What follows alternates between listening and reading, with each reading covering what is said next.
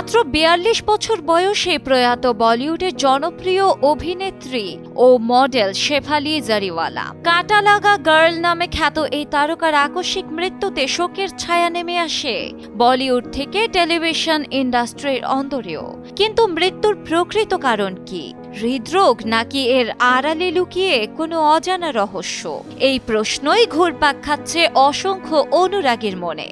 তবে এখন ময়নাতদন্তের প্রাথমিক রিপোর্ট সামনে আসার পর কিছুটা হলেও মিলেছে উত্তর। সূত্র বলছে শুক্রবার রাতে ঘরেই ছিলেন শেফালি। একটি উপবাস উপলক্ষে সারাদিন ছিলেন না খেয়ে। বিকেল নাগাদ নিয়েছিলেন তার প্রতিদিনের ওষুধ, সঙ্গে একটি অ্যান্টি এইজিং ইনজেকশনও। তারপর রাত 10টা থেকে 11টার মধ্যে আচমকাই অসুস্থ হয়ে পড়েন তিনি। তৎক্ষণাৎ স্বামী পরাগ ত্যাগী এবং বাড়িতে থাকা আরো কয়েকজন মিলে তাকে স্থানীয় হাসপাতালে নিয়ে যান। কিন্তু হাসপাতালের চিকিৎসকরা জানান হাসপাতালে পৌঁছানোর আগেই তার মৃত্যু হয়েছে। এরপর রাত 1টার দিকে খবর দেওয়া হয় পুলিশকে।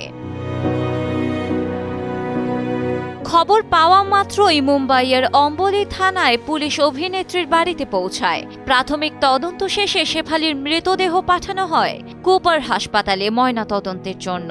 শনিবার বিকেল 5টার দিকে হয় ময়নাতদন্ত। ফরেনসিক বিশেষজ্ঞরা দেহ তল্লাশির পাশাপাশি শেফালির ঘর থেকে ঔষধ, ইনজেকশন, সিসিটিভি ফুটেজ এবং অন্যান্য প্রয়োজনীয় ডিভাইস জব্দ করেন। পুলিশ এ পর্যন্ত শেফালির স্বামী, গৃহকর্মী, নিরাপত্তারক্ষী সহ 8 জনের বয়ান রেকর্ড করেছে।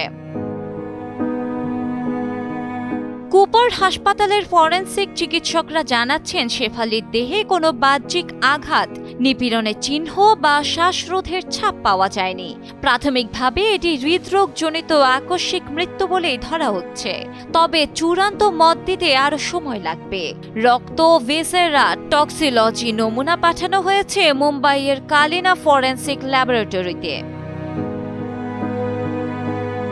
তদন্তে যুক্ত একজন পুলিশ কর্মকর্তা জানিয়েছে ময়নাতদন্তে কোনো ষড়যন্ত্র বা সন্দেহজনক কিছু মেলেনি। তবে চূড়ান্ত ফরেনসিক রিপোর্ট না আসা পর্যন্ত কোনো কিছু উড়িয়ে দেওয়া যাচ্ছে না। সকল সম্ভাবনার দিকেই নজর রাখছি। শনিবার সন্ধ্যায় ময়নাতদন্তের পর অভিনেত্রীর মরদেহ নিয়ে যাওয়া হয় তার মুম্বাইয়ের বাসভবনে। সেখানেই পরিবারের সদস্যরা, ঘনিষ্ঠ বন্ধু-বান্ধব ও সহকর্মীরা এসে শেষ শ্রদ্ধা জানান।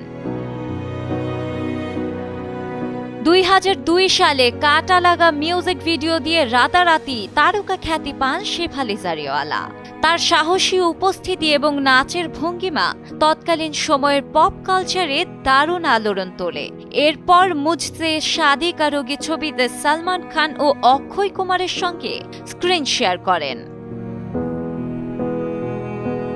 শেফালির সর্বাধিক পরিচিতি আসে বিগ বস 13-এর মাধ্যমে। শোতে প্রাক্তন প্রেমিক সিদ্ধার্থ শুক্লার সঙ্গে সম্পর্ক নিয়ে খোলামেলা আলোচনা করেন।